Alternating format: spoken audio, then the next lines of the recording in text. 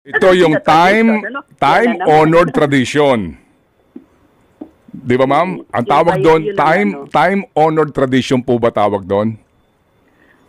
Oo, but we do not believe in it. Kami sa Makabayan, we question everything. Yes, ma'am.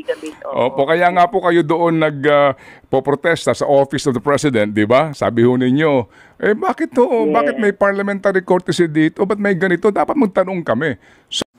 Ted Filon, sapol na naman ang ilang congressman sa mga tanong nito dahil nga sa lagi na lang binusisi nila yung budget ng Vice President samantalang ang sa Kongreso at ang budget ng Presidente ay hindi man lang nila mabigyan pansin at hindi man lang nila mabusisi. Kaya naman itong ilan sa mga congressman, lalong-lalo na itong si Congressman Arlen Brosas ay hindi nga makapagsalita o makapagsagot nga sa mga tanong ni Ted Filon dahil sapul nga sila sa mga tanong nito.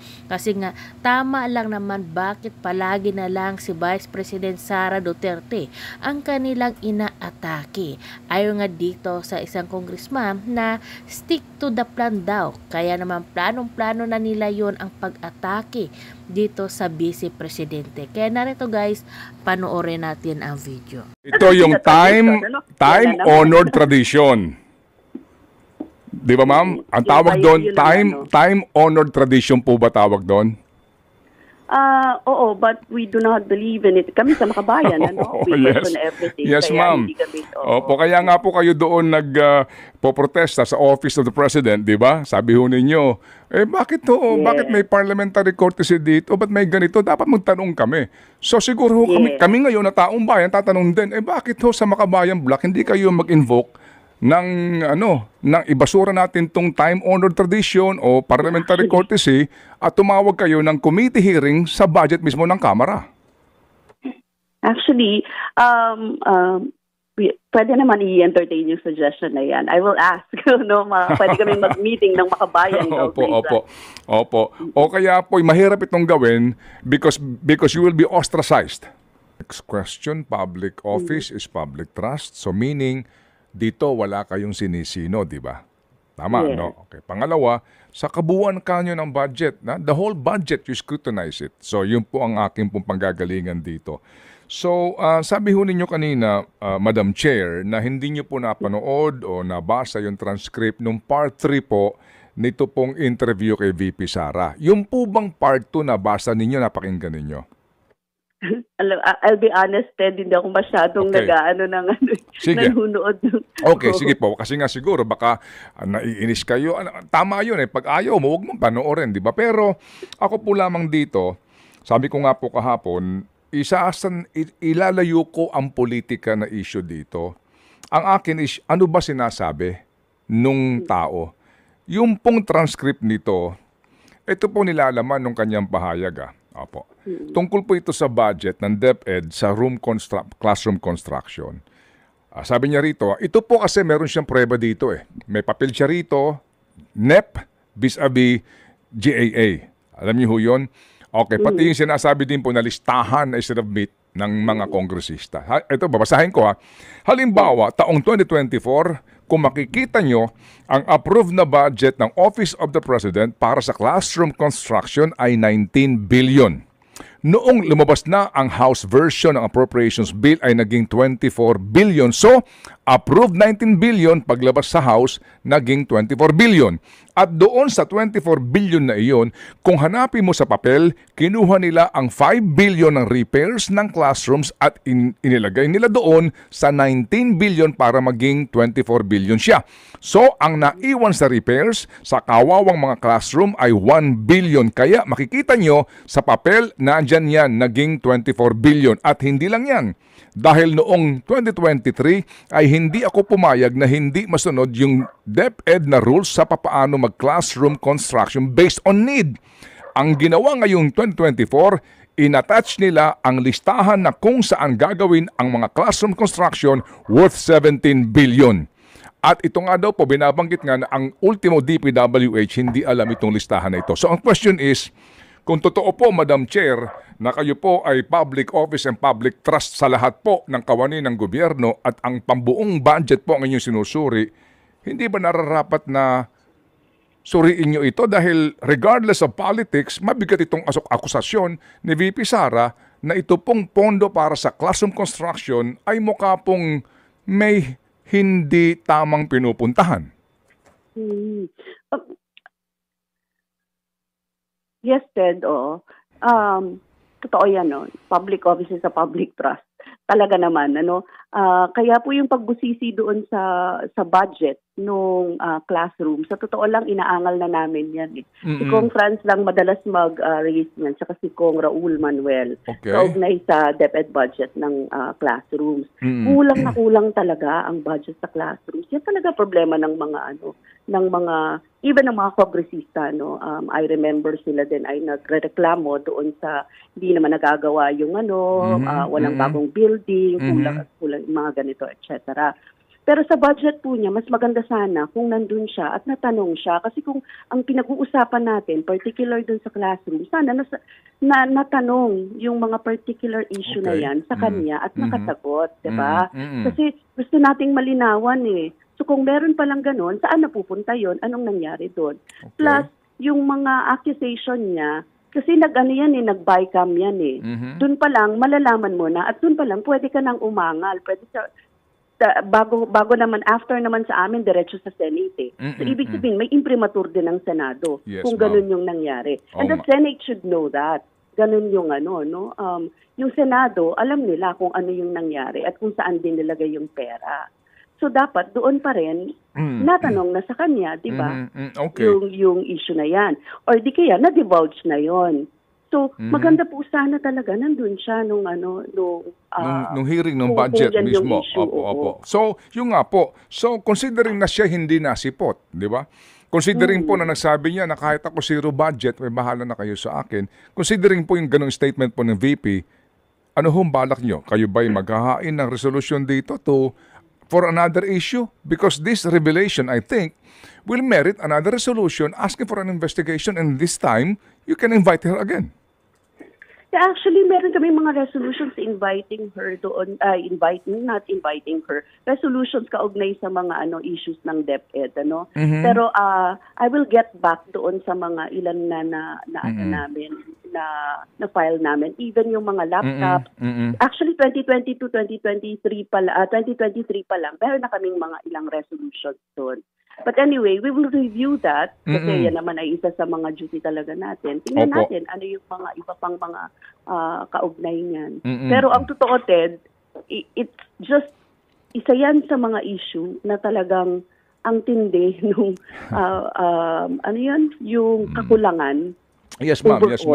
Yes, ma'am. Grabe talaga yung kakulangan natin sa tsaka yung paggasta doon sa pera, 'di ba? Yung pong underspending. Kaya nga po dapat siyang humarap. Pero kasi po ako nung binasa ko ito at napanood ko ito, ako naman sa akin lang bilang mamamayan sinasabi ko, ito'y panibagong katwiran din para imbitahin siya ulit to enlighten us dito po sa kanyang binabanggit.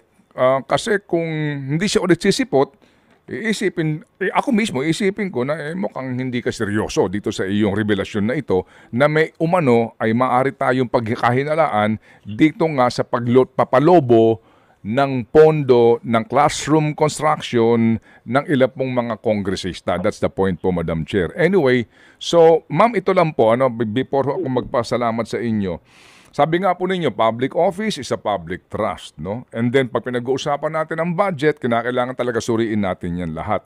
Hindi hubat sa nagdaang pong mga budget deliberation din, gawin ko itong halimbawa, para po sa budget ng House of Representatives, 2023 budget, no? Sa NEP, 16 billion lamang.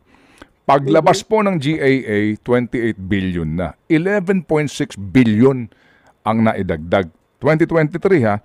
2024 sa NEP, 16.5 billion lang. Paglabas ng GIA, 28 billion na. 12.1 billion, 73% ang in-increase. Tanong namin dito, kailan pa po nagkaroon ng open public hearing para pag-usapan po ang budget ng Kamara? Yeah, actually ano yan, kasama yan sa dinidiscuss kapag deliberation ng budget. So nagkakaroon ng portion kung saan dyan ay... Kailan pa po ito? Kailan pa po ito pinag-usapan in open hearing at who defend the budget of the House? Ang nagde-defend po niyan ay member of the House din. Kasama siya doon sa plenary deliberation. Pero wala So, ito sa every time, committee, ma'am? palaging pahuli yan eh. Wala ito sa committee? Sa committee, wala po sa committee. Oo. Ay bakit wala sa committee, ma'am? Bakit wala sa committee? Considering, ma'am, Madam Chair, na lahat ng departamento, lahat ng bureau pinasisipot ninyo bakit pa pinag-uusapan na ang budget mismo ng Kamara, ba't walang committee hearing na para na mapapanood namin? Ano po siya, kasama siya ng parang mga attached agencies din na dinideliberate. Oo nga no, wala po sa committee hearing yan. Anong attached agency? Anong attached agency? The House is one sole independent entity. Paano attached agency? Saan to naka-attach? Sa legislature, dalawa lang naman sila Senate and the House. Oo. But usually, nakalagay siya sa sa plenary deliberations nilalagay. Hindi pero wala sa committee. Wala sa committee, oo. But is that appropriate? Actually, that has been tradition. Yun. Doon tayo pupunta. Ito yung time-honored tradition. Di ba, ma'am? Ang tawag doon, time-honored tradition po ba tawag doon? Oo, but we do not believe in it. Kami sa Makabayan, we question everything. Yes, kaya ma'am. Opo, kaya nga po kayo doon nagpoprotesta sa Office of the President, di ba? Sabi ho ninyo, bakit to? Yes. Bakit may parliamentary courtesy dito? Ba't may ganito? Dapat magtanong kami. So siguro kami ngayon na taong bayan, tatanong din, bakit ho sa Makabayan Block hindi kayo mag-invoke ng ibasura natin tong time-honored tradition o parliamentary courtesy at tumawag kayo ng committee hearing sa budget mismo ng Kamara? Actually, pwede naman i-entertain yung suggestion na yan. I will ask, pwede kami mag-meeting ng Makabayan. Opo. O kaya po, mahirap itong gawin because you will be ostracized. Siyempre, kasama yun, kabahagi yun. Palagi naman kami ostracized. Hindi na kami bago doon, Ted. Ibig sabihin, kahit naman anong gawin namin, we're in the opposition. Yes, talaga yung Opo. Pero ma'am, just to stress the point, kayo mismo nagsasabi na walang imbitasyon ang Makabayan Block sa anumang committee hearing on the proposed budget of the House of Representatives. Oo, wala siya. Kasama lang siya sa plenary every time. Yes, opo. So yung nga po ang tanong din namin. So is it fair nga na meron kayong pinatatawag lahat ng department, bureaus, etc. to be present and to defend the budget, pero ang House mismo walang committee hearing, walang defense niyan sa committee at doon na lang po yan inaaprobahan sa plenaryo nang hindi man lang po pinagdidebatehan? Hindi, pinagdedebatehan siya. Actually, wala lang nagtatanong. ganun yung itsura niyan. Walang nagtatanong, walang parang katulad din sa Senate, ganyan din yung form nila, di ba? So, it passes, pero in-open sa plenary for deliberation. Opo. Yun sa plenaryo siya yung time na yun. Baka takot magtanong ang mga kongresista. Tapos kami, hindi naman namin nabubusisi kasi nga, at dami rin namin inaasikaso. But anyway, that's a good point. Opo, yes ma'am. Actually, ma'am. Point. Opo, pero ma'am, kami ho dito, sincerely we appreciate your presence kasi tatatlo na lang kayo diyan I mean, alam din po namin kung gaano kabigat ang trabaho nyo. Kasi ang daming departamento, ang dami pong dapat busisiin, kayo po'y tatatlo laang, at sa panahon din po ng botohan, kami naman po'y tumatangkilik sa inyo pong consistent na boto. And we appreciate that, Madam Chair. Hindi po ako Madam Chair.